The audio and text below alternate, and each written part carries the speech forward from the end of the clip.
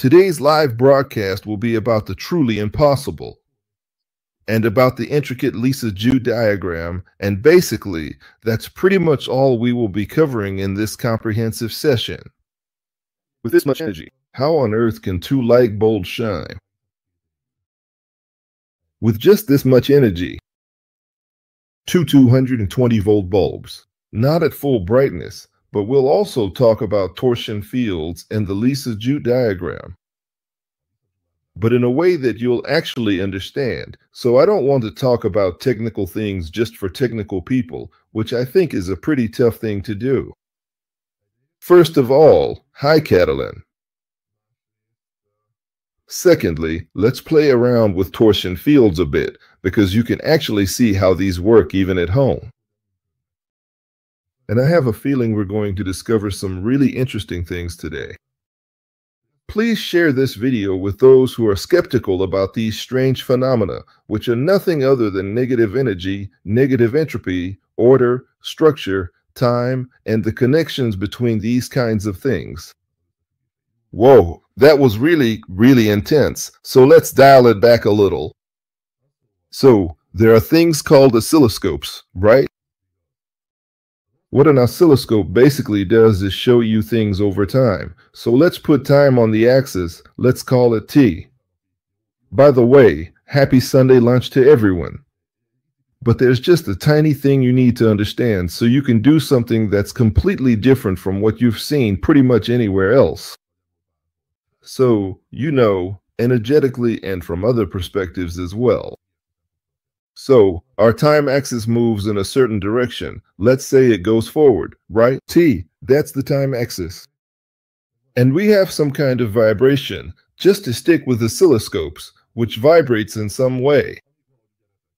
It vibrates quickly or slowly, and it does this along the time axis, so over time, and then you see these zigzag patterns. That's what the oscilloscope does. And the bigger the zigzag, the higher the voltage. So what the oscilloscope actually measures is volts. Volts, okay? Over time. That's all the oscilloscope does. Basically, it's a visual multimeter. And so you can kind of see what's happening, at least to some extent. That's all you see. What I just described. You don't see more than that. You have to use different tricks if you want to see more than that, from something or from anything, really. So up to this point, I don't think this was a difficult thing. This is the oscilloscope as such. You can slow down or speed up the time axis, like how many thousandths of a second per second do you want to see if something is changing there, or if nothing is changing at all. If nothing is changing, it doesn't mean it's dead. It just means it's direct current, and then you only see a voltage level. But it can also be a square wave. Well, I didn't show it well. Like a square wave, you see these coming out of switching power supplies and all sorts of gadgets that chop the current, like here and there, tick tick, chopping it in time, and then on the oscilloscope you see tick tick tick, or something like that, or a square wave, or a sawtooth, like this, like that. So, that drop, how quickly the voltage changes or decreases, or if it happens in a regular pattern, then you'll see a sine wave. That's basically how it goes, more or less. Alright, but you can make it a little more complicated, just a tiny bit, not much. These things are called Lisa-Joule figures.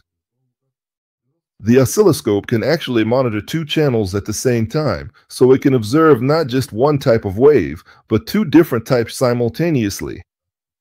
It can monitor them both at once, and then you will see two separate little waves. So, people started scratching their heads, thinking, well, if the oscilloscope can do this, then let's take advantage of the possibilities, and let's try to examine, for example, the phase of the waves. So if you have two waves, like sine waves, and these two waves are shifted in time a bit relative to each other, then it would be good to examine this more closely to see whether they're aligned or not, and how their relationship looks visually in a way you can actually see. So, at the end of the 1800s, beginning of the 1900s, I remember the date exactly, a guy named Lisa-Joule came up with the idea that you could actually represent this with figures. He used simple things. He didn't have an oscilloscope. If I remember correctly, he had some kind of needle and invented some mechanical device, and there was a white canvas, and he would draw these figures onto it. Depending on what kind of sound, in quotes, was played nearby. So, for example, if there was a piano, guitar, or anything like that around, the whole system would, let's say, in quotes, resonate a bit, transmitting those waves that he initiated as sound, again, as sound. And then, on the canvas, it will draw a little something, and I'll show you what kinds of lithogous figures are possible. Well, just like a two-dimensional canvas, these are roughly the kinds of shapes you get. It's about the temporal synchronization of two axes, so you have two axes, as I mentioned with the oscilloscope, and then it draws these figures over time in relation to each other. These are the kinds of lithogous figures that are possible, just so you can see. These are two-dimensional figures showing two different waves in relation to each other. It's not a measuring value, and it's not something you actually measure with. It's really just to see whether the two waves match up with each other or not, and then you can physically see what's going on. Now, most oscilloscopes work in such a way that you can't create a lithogous figure with them, but you can use the XY mode.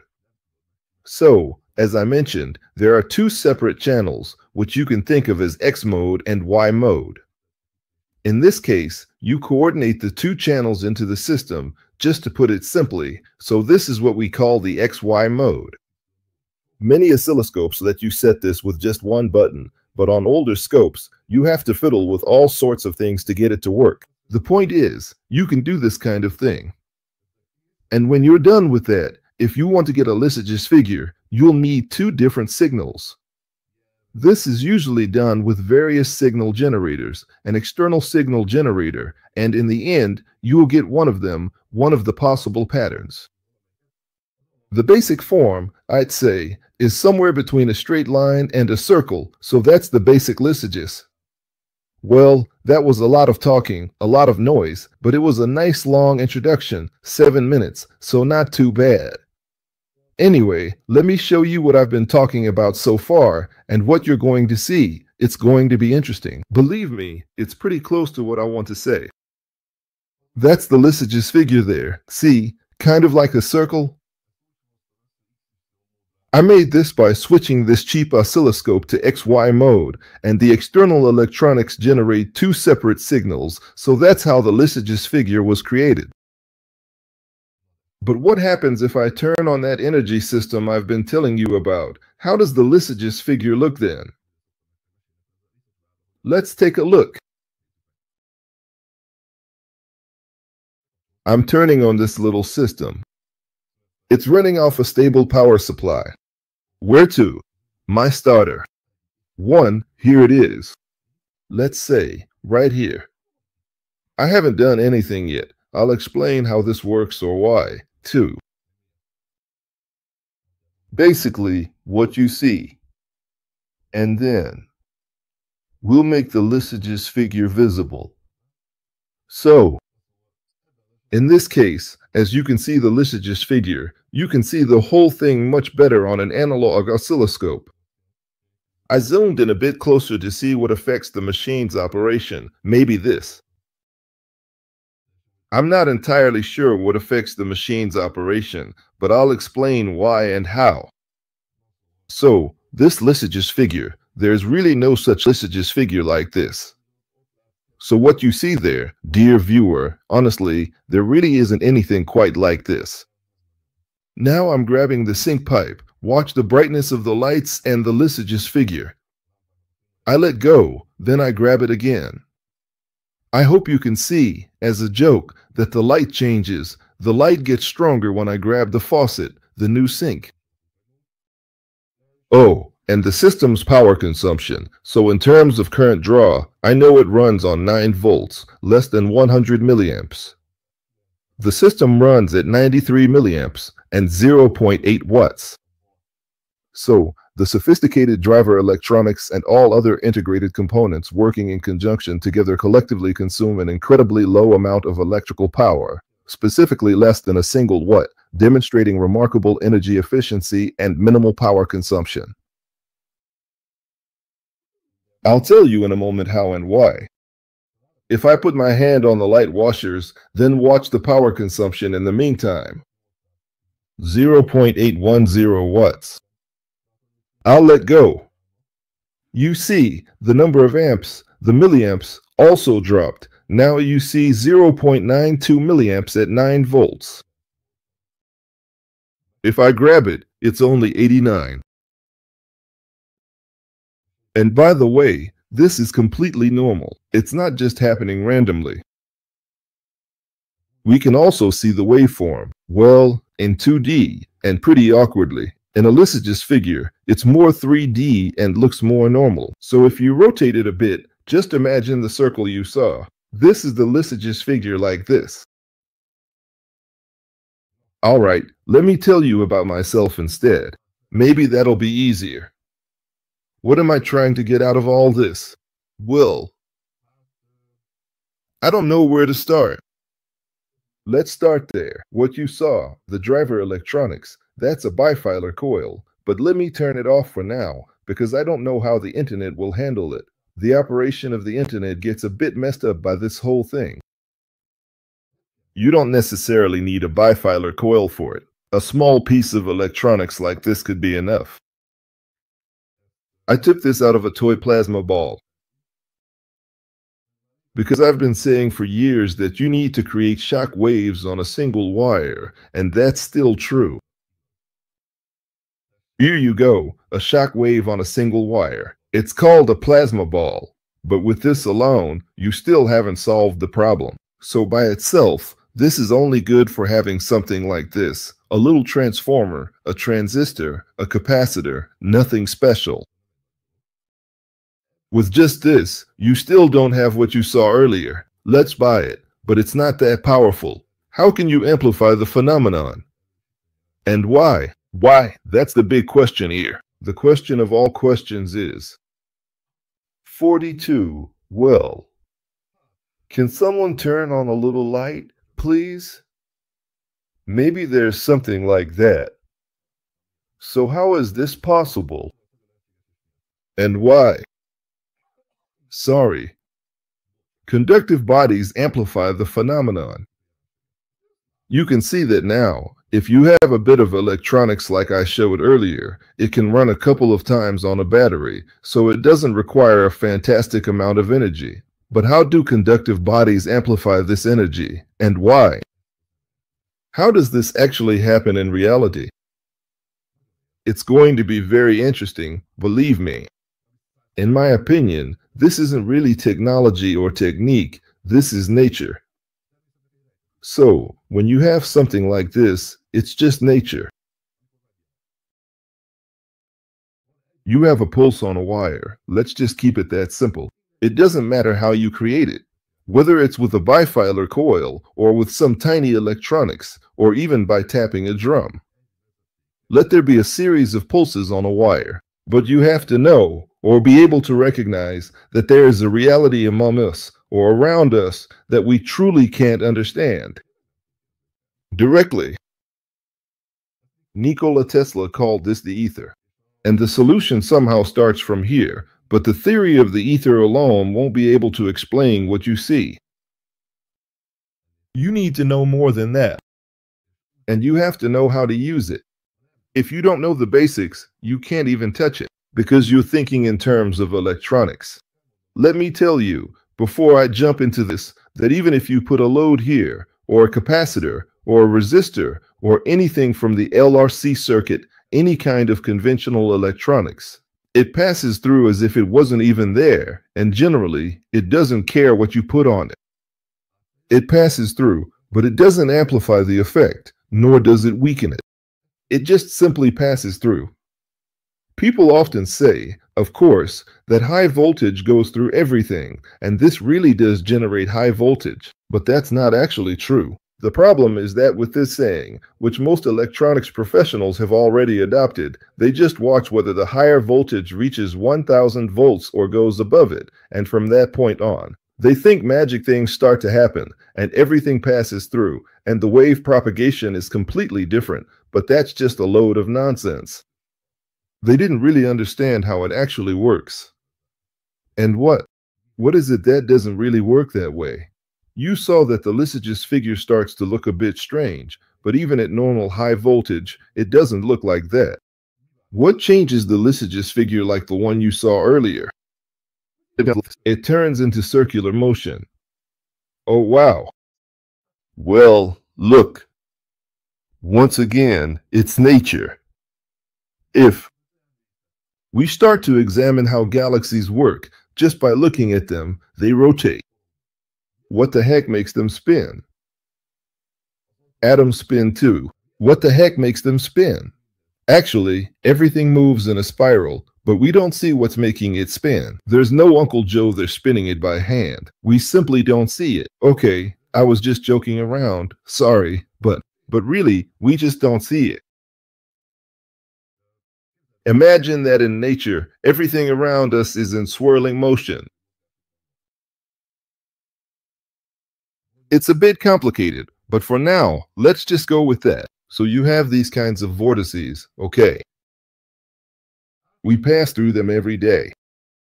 And we also emit these kinds of vortices ourselves. And we don't see it, we don't sense it, because it doesn't grab us and carry us off somewhere, for example. So, no. But if you place something in that space, like an aluminum sheet, though it's covered with material, that's why it's foiled, but it doesn't really matter, then those vortices will pass through it. And always perpendicular to the surface. Or actually, perpendicular to what, exactly?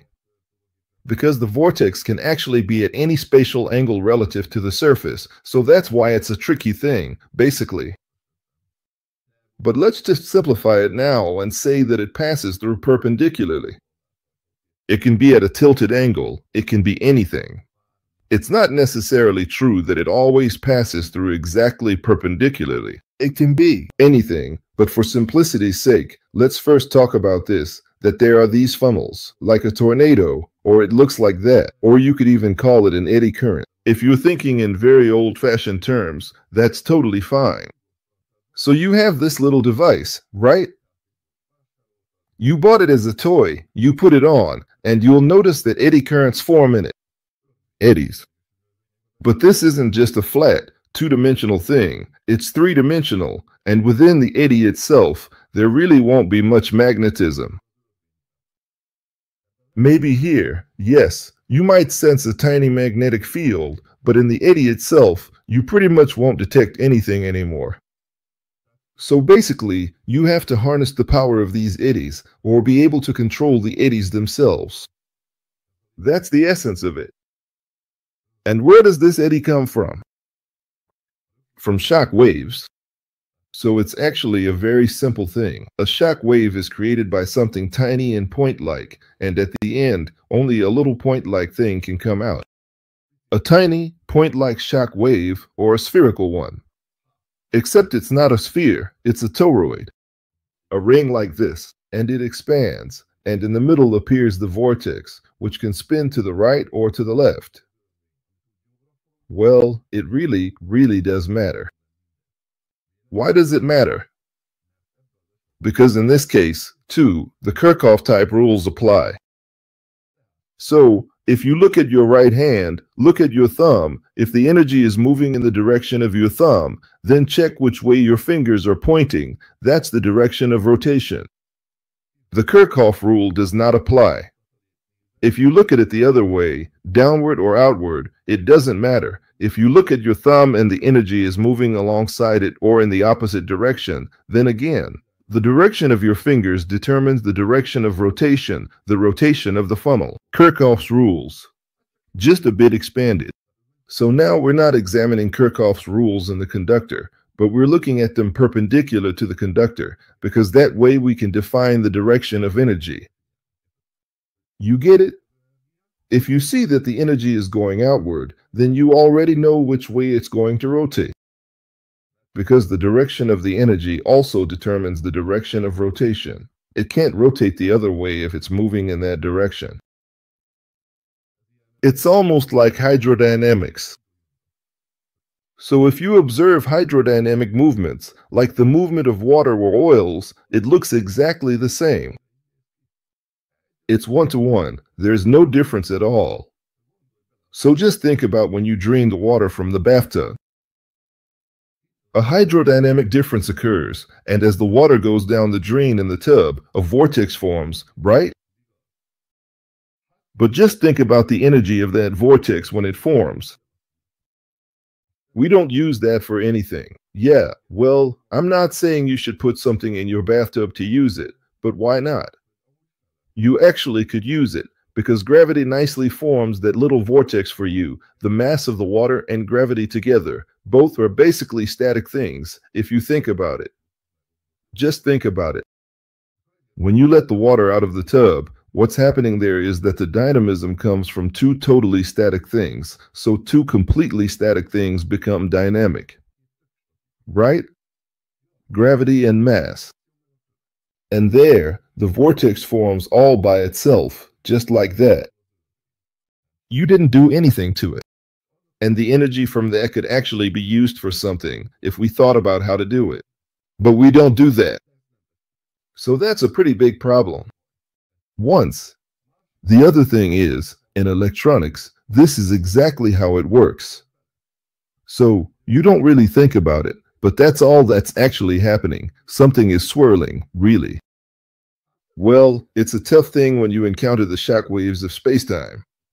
So it's very interesting because if you really think about it, spacetime is made up of all spacetime, and it's spacetime that determines everything. Well, it's spacetime, not just time, but space and time together. And the thing is, we're in it. We're made of it. That's what there is. Now, if you emit a shock wave, that also happens in spacetime.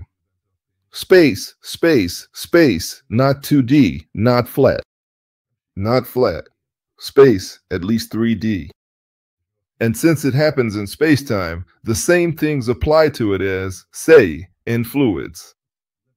So it's really not any different. You still have to pay attention to the geometries. For example, if you have a big funnel, and let's say your physical life is already made of this light or more than one photon, roughly speaking, and you want to use it for something, then you start thinking about how big this funnel has become. The one that's formed, you build around it, and then you watch how it changes. If you're lucky, you hit the mark, because you calculate what you can expect, roughly speaking, and that's what it'll be. So, in this form, if you look at it this way, it's really that simple. But the thing is just a tiny bit more complicated than that, because by default, we don't actually perceive these movements by accident. Because the dimension doesn't happen in this dimension, just so you understand, like distance, for example, that's also a dimension, distance, or you can come up with different dimensions, like weight, dimension. We haven't really studied this with any special attention. We haven't really noticed it. We haven't paid attention. Yet its effects and forces are enormous. Much, much greater on its own than, say, the force of gravity. Or how should I put it? Gravity, mass attraction, is a really, really terribly weak thing. Electromagnetism is much stronger than gravitational attraction, by the way. But this phenomenon that we can't perceive is even much stronger than, say, gravity and electricity combined. And well, you can experiment with it to see how it could even be used for anything at all. What I did here in the previous experiment was really just creating these shock waves. It doesn't matter how or with what, because you can create them too, so it really doesn't matter how or with what. And once that was done, all I did was, even though it might look like the dome is behind me, it's really not. I basically took a little bulb like this, and those little shock waves coming out of it hit one of its legs. Maybe even directly, but honestly, this isn't the best idea. Because, as I said, we're talking about vortices. If it's right here between us, We should use it. If it's already here, might as well use it, right? Yeah. So, you put a conductive object on it. For example, well, now, with the vortex, you have to think about how big of a vortex you're creating. And it lasts for a while, maybe 1 or 2 seconds, a few tenths or hundredths of a second, however long, it doesn't really matter. It could even last longer, maybe even months, whatever. I'm not going to get into that now. This would be the torsion field, spacetime field, spacetime, a kind of torsion spacetime pseudo-theory, but let's leave that aside for now. Basically, I've explained the basics of this, but you cut out an aluminum sheet for the output so that you can use the energy of the vortices passing through it. The vortex is actually created by you. So it's not like the vortex is just there, and the vortices are just wandering around here and there. You create it. You influence its movement. The question is, how much and in what way can you influence its movement? Well, this isn't the most suitable tool for it, but for experimental purposes, it's perfectly fine. It's on the output, right? You attach another cable to this, and you connect that cable here. Boops. So, to one side, to one leg. And to the other leg, you connect another metal plate. But it's not certain this will work if it's too weak. How can you amplify the effect without having to input more energy? Well, once again, I was still talking about vortices. Which means that So, you had a conductive body, you connected it. One leg of the bulb was attached to this. The other leg of the bulb went to another conductive body. You attach additional conductive bodies to that conductive body so that the vortex motion can be amplified. By amplifying the vortex motion, that's already something. It sustains the flow of energy. So basically, you can imagine it as if these vortices, these funnels, were in some kind of extremely superfluid medium, where the front of the vortex doesn't diminish. Nothing reduces the front of it. It spreads out, but it doesn't decrease. So if you think about it, what actually strengthens the surface? It's not the resistance, not the capacitor, not whatever else, but the surface itself. The surface, and to some extent, the mass. Or rather, and/or the geometry. Because if you manage to hit just the right size and scale of the vortex, all that stuff, then you've won. So again, you'll get a pretty suspiciously good boost, a kind of formation. You have to try it. You have to experiment with it. So that's why it's not enough to just slap a piece of metal on there and be happy that, wow, you managed to boost the overall output by 20% because it will work. You might get 10 to 20%. But if you attach another conductive body to it, that will again create an eddy, or rather, let me put it this way, you strengthen the eddy around it, which will again mean a kind of feedback amplification, and so you boost it even more. If you keep attaching additional conductive bodies one by one, it will keep getting better. The reason it's not good if you attach a larger one is that the amount of energy doesn't necessarily increase dramatically on its own, because these eddies, well, maybe more eddies will form on it, but they might actually work against each other on the surface, you know?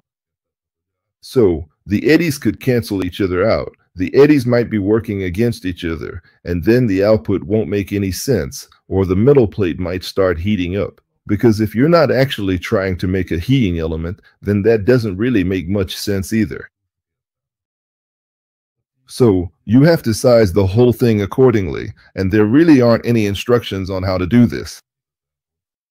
Because, if you really think about it, this actually means reverse resistance, and that's why it's worth getting into the fact that, okay, now you know this is how it works, and everyone starts attaching conductive bodies to the thing, and the effect really does get stronger. This is how it is. The vortices also form, that's true as well, but there are a couple of things that should be clarified. The first is that these vortices, although they look funnel-shaped, are not actually funnels, but rather a surface. It describes the surface. If you look at a funnel, if you look at a spinning funnel, it shows a large surface, a big area that rotates around something. And these funnels can be small or large. So what does it depend on? It depends on how big of a shockwave you manage to create. If you create a small shockwave in its geometry, then the funnel inside will be small. If you create a big shockwave here, then the funnel will be large. Now, about the surface of the funnels. We're always talking about spacetime, so in relatively simple terms. The surface of the funnels, well, that actually represents the information you put into it. If you encounter several types of charges, you'll come across several types of rotating fields, spatial fields, and that's not necessarily positive for your health, because you'll be exposed to this kind of rotation direction, and that kind of rotation direction, and this kind of information, and that kind of information, and in the end, all of it accumulates in your body, and it says, body, so that's why, for example, it's worth choosing the direction of rotation. You get it now, I think, after 28 minutes, that every electronic device we have, all of them create these shock waves, these toroids, and inside us too, there are funnels. It's really cool. Every kind of electronic device does this. So, this can actually be measured, that every kind of electronic device we have is either right-handed or left-handed. Well, because this, let's call it the extended Kirchhoff's law, wasn't really paid attention to, they didn't know about it. The Russians knew about it 80 years ago, but let's not get into that too much now. Generally speaking, though, people didn't know that such a phenomenon even existed, and the propagation and movement of these funnels doesn't happen the way classical physics describes it. It's more like what quantum physics describes. Because we're talking about superfluidity, superconductivity, and interactions between them, quantum entanglement, and so on and so forth. Yes, quantum physics definitely exists. Basically, guys, the thing is, quantum physics has been studying this for 120 years.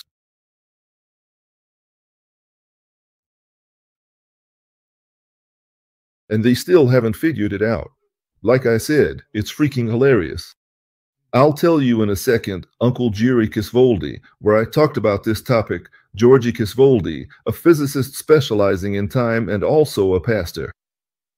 He says, well, I told you so.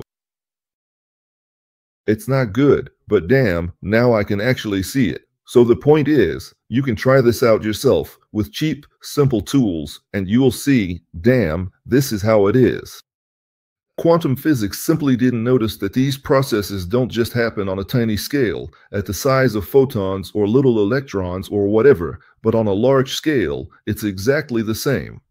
As above, so below. As outside, so inside. Isn't that right? But it is right. So, we live in a complex world, and we're not separated from different parts of the world. That means I'm not separated from my atoms. I'm not separated from the waves, from the different frequencies. I'm not separated at all. And actually, you can't even do that anyway. How electromagnetism was managed to be brought together is a big question. It's a terrible thing. Because if you really think about it, these little toroids and charges, reality is built from these, even in terms of time physics. But what is electromagnetism anyway? They're turbulences. It's turbulent flow, chaos. It's terrible because all the information is in there, in the electromagnetic waves, like we were just talking about, only there's always a time loop spinning inside it, and you get hit directly by these little loops, these little packets, and oh, how nice, then the information of the transformer, for example, gets stuck in the body. Yeah, that's exactly what you need, right? That's the most important thing, isn't it? That the characteristic information of the transformer's core, the iron core, should be encoded into you, with timers and all. That's super important. So, you see, with all our electronic devices, sorry, I'm just laughing because they didn't pay attention to how this actually works. It would have been really important, because a lot of cancer cases could have been prevented this way. People. We should have focused on the little things, and you see that it works, because it's right there and you can see it working. And you try it at home with something cheap and you see that it works. So this could all just be one big story, from beginning to end. But you see, this is how it is. You check it with a scope, and you see it there too, that this is how it is. With an Avermenko plug, bifilar coil, there are a million different methods. You check, and this is what you see. This is how it is. From there, you can start telling all sorts of stories. So, anyway, since we don't know what was going on in the heads of the manufacturers, or what wasn't, in the minds of the people making these electronic devices, in the minds of the manufacturers, you know, Wi-Fi routers, and now again with all this nonsense, I know, mobile phones and Wi-Fi routers. But for those who are afraid of electrosmog, so-called electrosmog, and what its effects might be, well, it could be anything, because these things aren't regulated. How can you regulate it, at least to some extent? Well, only to the extent that you can change the direction of rotation of these shock waves in the network. Because right now, anything could be in there, all mixed up, but if you send a small signal through it, just plug this into the socket, send a signal through it, a signal that actually switches life to the right-hand direction. These are really just directions of energy, and if it's even tuned to your biological system, then at least you achieve that the environment around you won't have a harmful effect on you. That's already a pretty big deal. I asked the Ukrainians, like, hey guys, how does this actually work? They said, well, nothing special. The torsion field is tuned to the bioinformational system. I said, wow, that's great. Thanks a lot for the info. Now I know so much more. So yeah, it's worth using these. You just plug it into the collector and forget about it. A little green LED will light up on it. And from that point on, it works. From that point on, it works. By the way, with expensive, specialized devices like the Vega, you can measure the presence of torsion fields because you can only guess at how these informational formats play out. The Vega is an expensive piece of equipment, a larger measuring instrument with these dish-like components on it. Maybe I'll show how it works in one of the videos. It's a really interesting device because basically it can detect any kind of field and so on. You can adjust it. You can tune it. It's a multifunctional instrument, but you can't connect it to a computer because the technology just isn't there yet for anyone to do that. The guys have been working on it for 40 years, but if this is the first time you've ever heard about torsion fields, that's no accident, because in the West, well, basically these principles are so unknown and so unacknowledged. It's as if the whole topic were about burning witches, about magic, more or less. So, the thing is, they approach this whole story in an incredibly primitive way. It's the same in America, and even there, just a few guys are starting to realize that maybe there could actually be some kind of phenomenon here. For example, there's Nathan and his team from America, Nathan Banton. I think that's the gentleman's name, Old Man Scientist. Oh wait, that's nonsense. I mean Old Man Bills, the Old Man Burrs channel. And then there's another guy, Thomas Imlauer, who's an Austrian researcher. He was observing and studying how this phenomenon can be effectively transferred between objects. Thomas Imlauer, and then there's M.T. Indastris in America as well. He's also working on amplifying the phenomenon, just like I am, figuring out how and in what ways it can be done.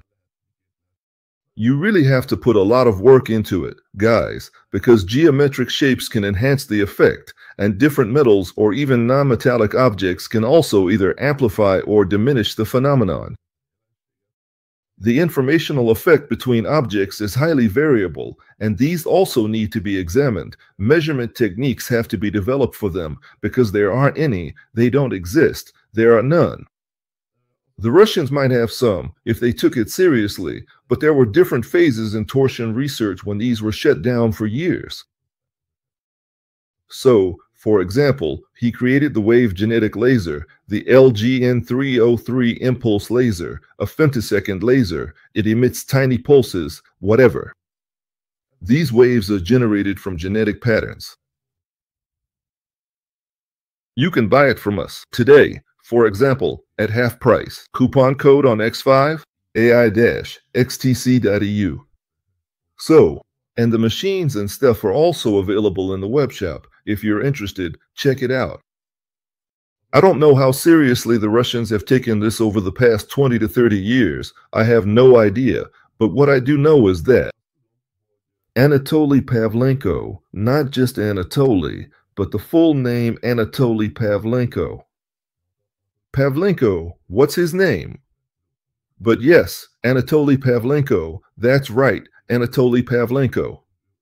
He passed away 2 years ago, so he was the gentleman responsible for these kinds of developments around Ukraine and Russia, and he also worked on this. They thought, yeah, maybe there really is something to this. But that's why I was shouting, that's why I made a video, that's why I was yelling. A year and a half ago, 2 years ago. So that Hungarian institutions would look into this, notice that this phenomenon exists. Because back then I couldn't show it like this, even I didn't really understand what was going on. And I wouldn't have been able to show diagrams like these. So, regarding electrosmog, the thing is that this is what reduces electrosmog. Because electrosmog consists of these shock waves, which also contain magnetism, so basically loops, coils. But this energy, if you were to examine it, always points toward the object, and there are no loops in it. There are no coils in it, so it always points toward the object like this. The direction of rotation varies, so it either passes through it this way or goes back through it, causing different vortices, but hey, it actually reduces electrosmog because it breaks up these loops. So, the electromagnetism. An electrosmog, so it's not the electrosmog itself, not the electricity, not the charges that are harmful to people. It's those loops, time loops, not the magnetism itself, that pass through the body. That's the nasty part, that's brutal. So it reduces electrosmog. That's what I'm trying to say. That's what I wanted to explain. It reduces electrosmog. And for example, this is immediately visible on the spectromanizer. So you can see a curve like this on the spectromanizer. You turn this on, electrosmog. That's it. That's the whole story. It would be really awesome if we used it. It would be really awesome if we used it and if more and more people understood it.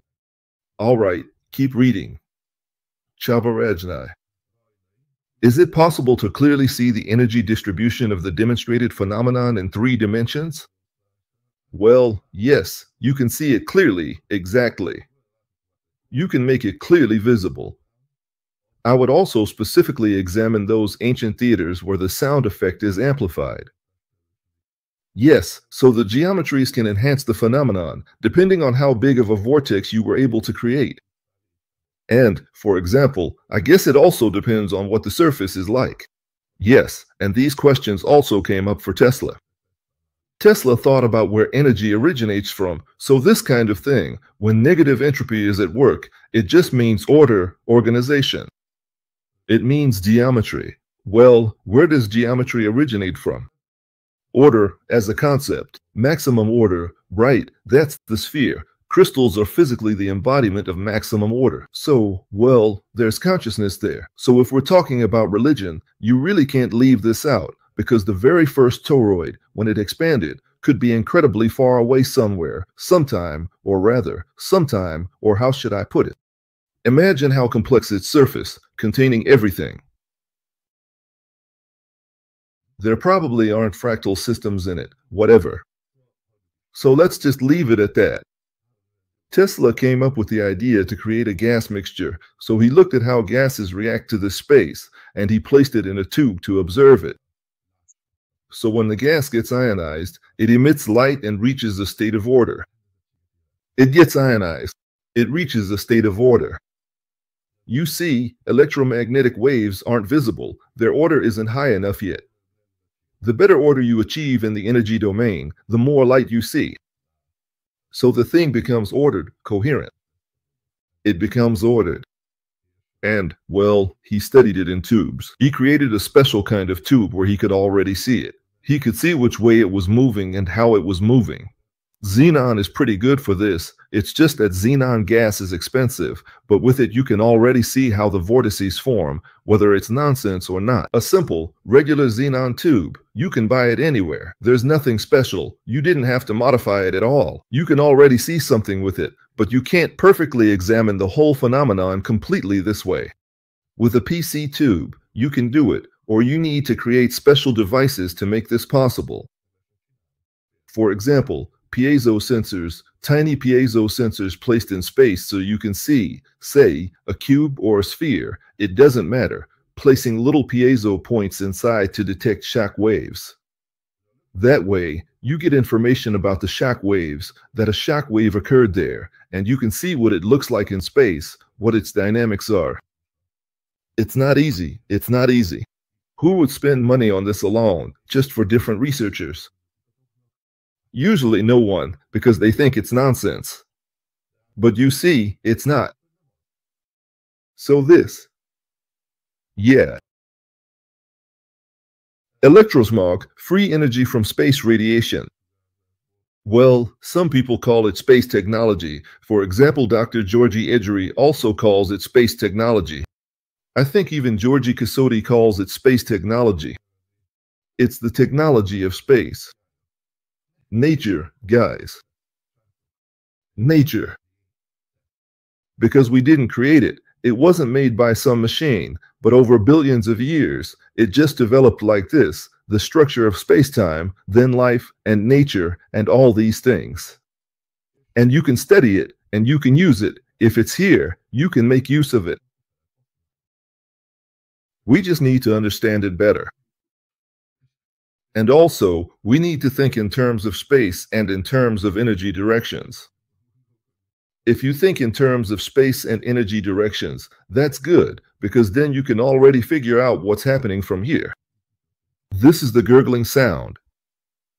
Whoa, that's pretty wild. So anyway, the Japanese are charging tablets with computer radiation. Well, okay. But it would be better to really think through what's actually happening. So, as for Nikola Tesla's food model, well, I can't even talk anymore. Nikola Tesla's food model is good as long as you say that there exists a kind of space, or something, that we can't perceive here, but we can use its effects. That's really cool, and especially if you actually see that it works. That's as far as you can get with Tesla's theory. But with the Russian torsion spacetime model, you can go even further. And that way, you can kind of peek into how creation might have come about, how it more or less came to be. And then you can start thinking from a religious perspective, realizing that, basically, every religion is more or less right. So there is no need to argue about this. And you can figure out a lot of other things too. For example, how could the first little shockwaves come into existence? Well, that's already a tougher question, how this reality works. So actually, there's only one. One. There's just one. There's this kind of oscillating loop, which constantly, actually incredibly fast, keeps copying itself. It appears everywhere in spacetime, but somehow like this. If you look at it from a religious perspective, you could say that every person experiences this reality from their own point of view, but that point of view actually comes from the same single thing. It experiences reality itself from all sorts of different perspectives. The fact that it can experience reality itself from so many different perspectives shows a very high level of dimensionality. For example, Indian mathematicians deal with things like this. That it's not 4D, not even 5, but rather 6, 7, 8, and above, when you can already talk about it mathematically, that if there exists something of a consciousness like nature, something that's not alive, not physical, nothing like that, if something consciousness-like exists, then at higher dimensional levels it can dream up entire worlds and experience the role of every single living being within them. But at the same time, it knows that it is itself. At higher dimensional levels, this is possible. I think it should be in the Vedas too. I'm just saying. It definitely won't be in the Bible, but in the Vedas, probably. Just as a side note. Anyway, electrosmog. Throwing it into the mix. Brought it into existence. The first postman. In response to a question. Air pollution. I found the hole at the end of the task. Then you can be very rich. Because sometimes you would have patented it, but unfortunately you missed it. Siki. Chabarajnai. I think the piezo sensors you mentioned should be placed in an appropriate sensing structure. Exactly. So, if you're already assuming how the vortex motion could form, then obviously you should create it on its surface, place the piezos there. And, let's say, in such directions that something can detect its movement. Dear Trosh, the reason I'm talking about these things is because no one else is talking about them. So, not in Hungarian, and not in English either. No one is talking about these things. There was a channel, Vortex Dynamics, here, but it didn't get many views. The channel had low viewership, because very few people even get to the point of realizing that something like this is possible at all. And honestly, my last 5 years of research have really only served to show that this does exist. And you can't say it doesn't exist. Because anyone who claims that is lying. Not just a little, but a huge lie. And that's why, for the past 5 years, pretty much everyone in higher education in Hungary and here in Austria too has been keeping quiet whenever I ask anything related to this topic. There's no negative opinion, just a whole lot of silence. If I show something, then the usual response is just to shut down and avoid the topic. So that's what the situation looks like. That's the reality right now. And if I say wave genetics and that you can achieve different effects with sounds, well, that would need to be a conversation lasting several hours, because honestly, the basics are completely missing here in Europe. And if I mention something like chi, ki, prana, phi, or anything like that, oh boy, if it's not a medicine. It's not. Really, it's not. It's not. For example, how could these things work? Just an idea. Not really. Yikes. Yikes. And I've been talking about this for 5 years, you know? I don't really make videos on YouTube anymore. I could say it just hit me, because the view counts are way below zero, several steps down. No matter how much I show people how to put things together at home, or that we have this and that, or our machines that could be good for you, or whatever. Somehow, for some reason, people tend to focus more on what can't be done, rather than on what can be done, or what should be done. It's always about what can't be done, or let someone else do it. That's what they lean towards. Chabarajnai, the anchorist, could be something like that too. Exactly, just a couple of days ago, people realized this and were discussing that this is the energetic system of the anchorist. Yes, that's right, that's how it is. And that's why I said a year and a half ago that with the Avermenko plug, I found the Eye of Horus. And they said, man, what a joke, that guy really cracked us up. We're not going to pay attention to this kind of nonsense anymore. We're not going to look at things like the Eye of Horus, or energy, or this stupid stuff. Yeah, and a year and a half later, Niton and his group came to exactly the same conclusion. And actually, you too, as I can see. So, when people see the same thing, and in the same way, that's when you can achieve something. Until then, unfortunately, not really. And that's the point. Let's look at how it looks, how it works, where it comes from, and why. Was there any precedent, anything at all? And we see that there is. And let's say, if people were talking about stories like this a few thousand years ago, then there must have been something to it, right? Especially when we go to these structures. Since you already mentioned the Cross of Allen, we go there, and we have no idea how they could have built them, not even roughly. We have absolutely no clue about it. It's not just that we don't know how they did it back then, but even now, we wouldn't be able to do what they did. That's a pretty big problem. That's a damn big problem. And we've been trying to find solutions to this with things like, what could have been in their minds that we don't have?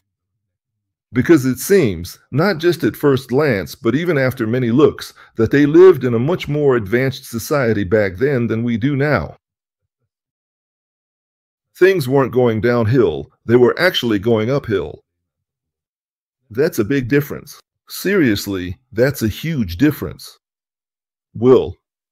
Just like that, yeah, because right now, there's a really strong downward trend. Well, not just now, but for the past 150 to 200 years, for sure. Technology seems advanced because we have LED lights. I have a nice colorful shirt, glasses made of plastic, and all these things. But the thing is, just by itself, as a social foundation, how did we end up here? I mean, how did such huge differences come about, with so many poor people and so many rich people? Did we cause this with these strange decisions of ours? And that we're destroying the environment in the process while we're doing all this? Did we do this? Did we make this happen? It wasn't those at the bottom, it wasn't the lizard people, it was humans who did this as a consequence of their bad decisions, as a consequence. We could have made the right decisions. It's not mandatory to mess things up.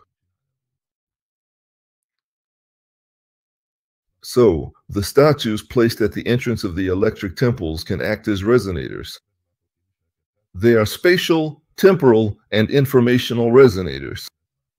So don't think of them as electromagnetic transmitters or beacons. This here is not about electromagnetism. It's about time and events that happened in time or are connected to it. Actually, all symbolism too. Because it's the structure of space-time that is celebrated. So it's not just that something is celebrated somewhere, but it's the very structure of space-time itself. The directions of energy. If you know which direction of energy you're playing with, then you know where the information came from and roughly what might be in it. Especially if, yes, it encounters a given symbolism, or perhaps spatial symbolism, temporal symbolism, or combinations of these. So, the thing is complicated, but nature itself isn't exactly simple either. I mean, if you look at a fruit fly, or even just a tiny single-celled little creature, we have no idea how to physically make something like that. But it's there, it works, and it's alive. So yeah, it's a complicated thing, all in all. We're just trying to find a way to use this energetically, whether it's to improve our health or our quality of life. But unfortunately, without different theories, this just doesn't work. So, if we stick to the old, established dogmas like electromagnetism or the usual Joe said so kind of stories, if we cling to these, we can't move forward. Dogma is like a gall, a knot, once set, it thickens. You're told, do it this way. But it's like someone said so. Just try it, see it. You see it coming down the line, and that's it.